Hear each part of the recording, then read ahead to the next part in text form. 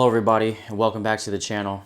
2024 has been a very exciting year for myself and many different AK enthusiasts with the current release of the 5.56 Krink from PSA, and also a Riley Defense 7.62x39 version has been released. You're starting to see more and more manufacturers making parts for this gun.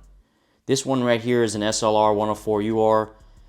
It's a 5.45x39 chambered Krink. This is their MMS Krink handguards. They are the same ones that are on the PSA versions. They just have the PSA symbol on it, the Soviet Arms symbol.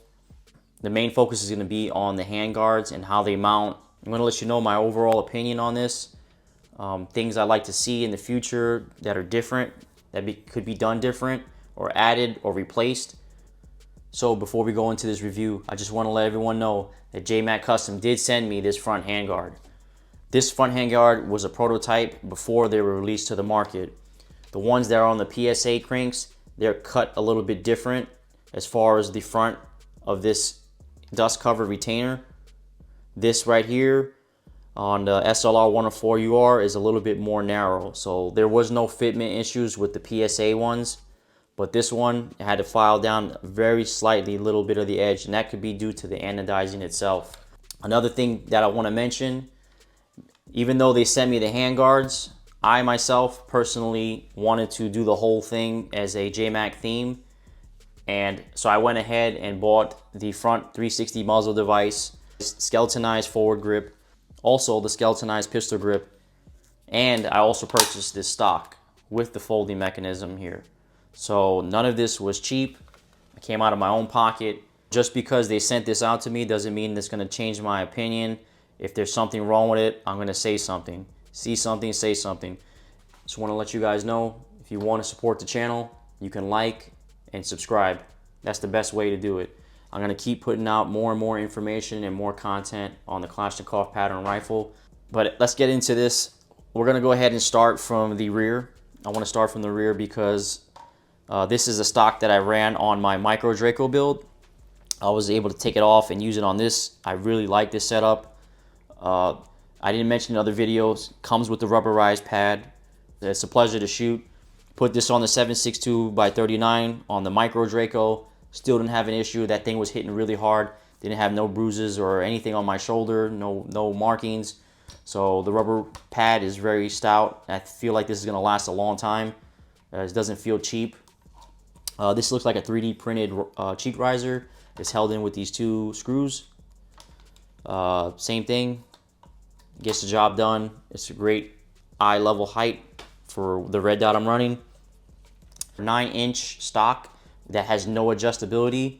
Unlike the other stocks out there, the Zenico ones, the KPYKs, they have an adjustable length of pull. Maybe one day Jmac Customs will come out with something that has an adjustable length of pull, and an adjustable cheek riser would be cool. Also, the stock on this one right here, this one has an adjustment for the shoulder pad, so you can raise or lower it. A little bit heavier. Weight is subjective. I'm going to say that all the time. Weight is subjective to the person that's holding the gun. You don't work out, it's going to be a lot heavier for you. But anyways, this one has steel and aluminum and rubber all in one. Cool design. It has two QD mounts on both sides.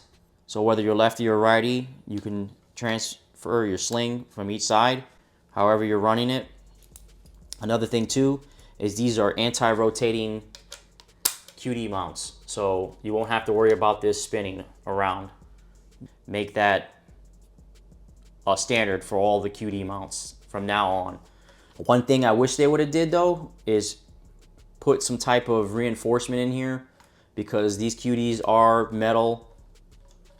So the mount itself, if you have a metal insert like the way Geisley does it, it would increase the longevity of this QD mount.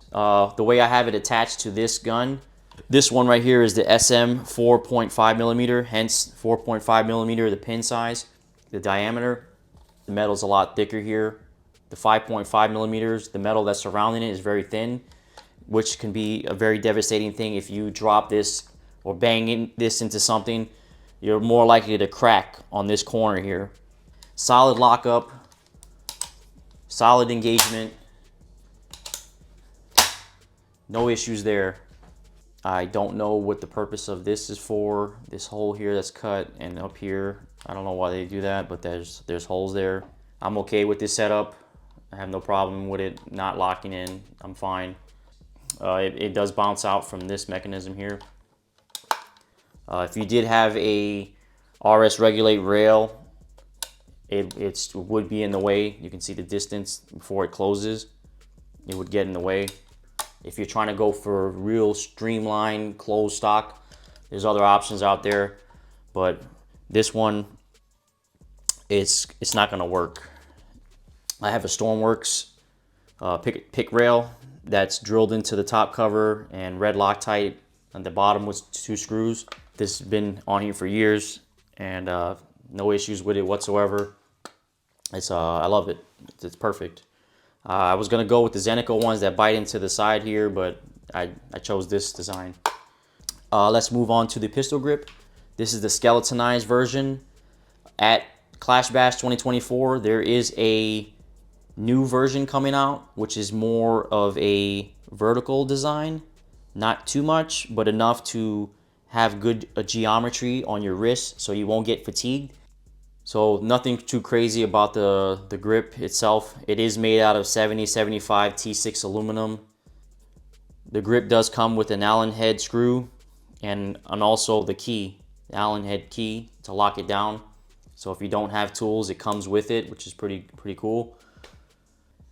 We also have the skeletonized grip, which is aluminum, T6 aluminum, 7075, same thing. Hard coat anodized. Hard coat anodized, 7075. Get it? Everything. We're not going to go over the other stuff here that's not Jmac Customs. We're going to skip the handguard. We're going to go to the front. This is a 360 muzzle device that has a chemo adapter built into it. It also has a hub adapter here that's threaded. I do not remember the thread pattern, but this is to add some other devices up front, almost like a blast deflector cone that shoots out shit forward. I just put a thread protector here. This is not, you have to purchase this separate, which is weird. I'm running my Sandman S on here, full size one. I can't show you this on camera because people are sensitive. But look, right? It works. I'm lucky enough to have an arsenal that's concentric. I do have rods back there, so I measure everything before I go ahead and slap a suppressor on it or switch it out to another AK. I do not want to blow it up. I already have blown up suppressors and shot baffles out. It's not fun, and for some reason they take forever to get rebuilt.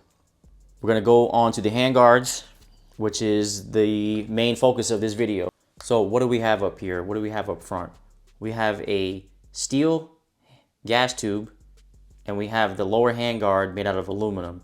This is a 7075 T6 aluminum, hard coat anodized, as well as the top. They have QD mounts on both sides, so if you wanted to use a QD mount, you can go ahead and do so. You have M-lock attachment points. You have one on each side. You also have 2 more at the bottom.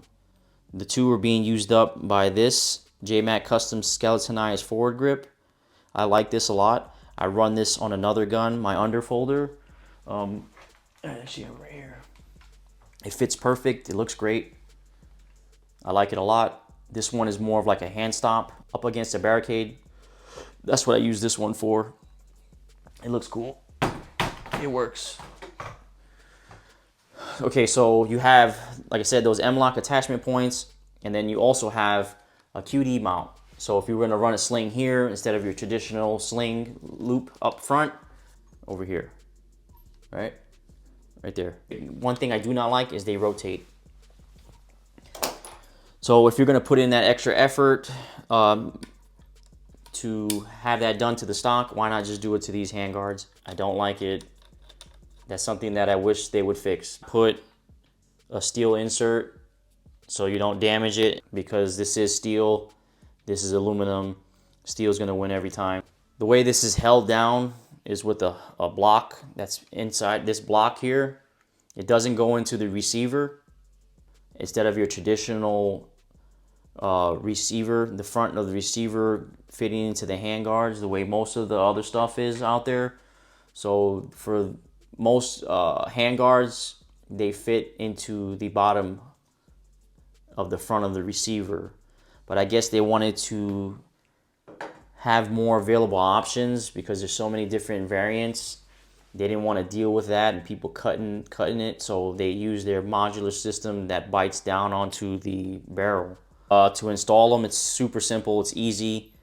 Usually you'll have to sand down the edges, which in order to fit the front of the receiver. Some AKs are like that, different specs, heat treatment, warps them, they're out of spec, whatever it is. Handguard retainers, this one right here, SLR right here, the 104 UR, this is a factory SBR. The front handguard retainer plate, it wiggles. See that? So what's cool about these handguards, these modular mounting system, the MMS, this is actually touching the barrel. It's clamped down on the barrel. If you're thinking about an AR, it just holds up through the receiver. So you have to keep that in mind. This is going to get hot. So it's really not true free floating. It's pressed up against the barrel, this block, and then it's screwed this way. You have two screws here, one on this side, one on the other side. Boom, boom. You got two more up top. So it's kind of like bringing the hub up and then down, crunching it together. And then this is not going to rotate because it's locked up in here. Okay, so you have a very solid, stable platform. If you follow the torque specs and you use red Loctite, it will not come loose. What also helps keep this solid and prevent it from rotating forward or back or side to side is the gas tube. So you are no longer using your factory gas tube. This one here from Arsenal Inc. would move back and forth. And every time I charged it, you would hear like a jiggle, ringing sound. It was so annoying. But the gas tube would just sit in here. It's not holding anything. So they replaced that with their own gas tube.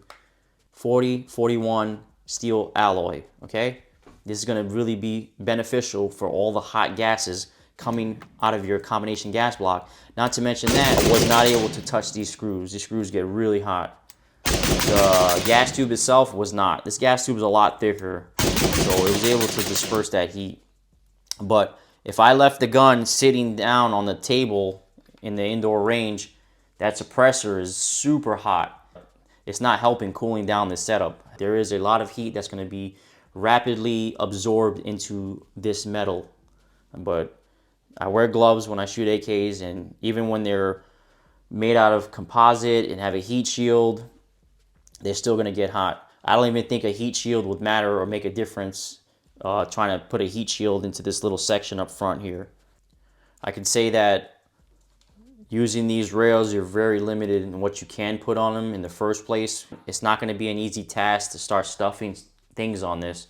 Trying to put lasers and then the lights, you're very limited, especially with the amount of space. It's not like you can have a slot over here for M-lock because that's going to get in the way of what's holding this onto the barrel. So you're very limited. I feel like you definitely get more with the Zenico 1913 rails. There are sacrifices that must be made in order for this to be streamlined. Not only fit the profile of the gun, but be functional. This is what we got. This is how they designed it. They also designed it and they kept in mind the future plans, which I don't know, I'm not privy to them, but I'm going to assume there's some type of dust cover, maybe some Picatinny dust cover for this right here. And then maybe some type of flared magwell device that goes here, that screws into here. When more and more designs or updates come out, you'll have the main heart and soul, which is up here, and you can modernize the rest of the gun. And hopefully in the near future, they'll be coming out with that stuff. And just know the more stuff you add, the more problems you're gonna run into. Sometimes less is more. You know, I want to be straightforward and honest. Like if it sucks, it sucks. I'm gonna let you know right away. Through my personal experience and from what my channel is, if there's an issue with it, I'm pretty forward about it. I don't like to beat around the bush. The only issue I ran into was at the corners. I did a light filing, fit snug. The PSA Krink has a wider opening up top, but just by a little bit. And I believe that's due to the anodizing on these things. But I took a file, took a little bit off the top. Nothing else was cut, filed down. Everything fit on perfectly besides that piece right here. So as far as the heat absorption, it's gonna happen, especially with the MMS design, having it a block that bites down on the barrel. I don't know, maybe in the future they can design a different way to set this up, at least on these smaller guns that absorb a lot of heat. But just the way everything feels, the overall look, the quality, it's good to go. They're an American-made company, American-based company. As long as they keep doing what they're doing, they're going to continue to excel in the AK platform, AK marketplace. And I'm excited. I'm really excited to see what else they got in the future. As always, I want to thank everybody for tuning in. I appreciate it. If you'd like and subscribe. If you don't, you know, it is what it is. I hope you have learned something new. If not, appreciate you standing by. Appreciate you absorbing the information, and hopefully you pass it along to someone else.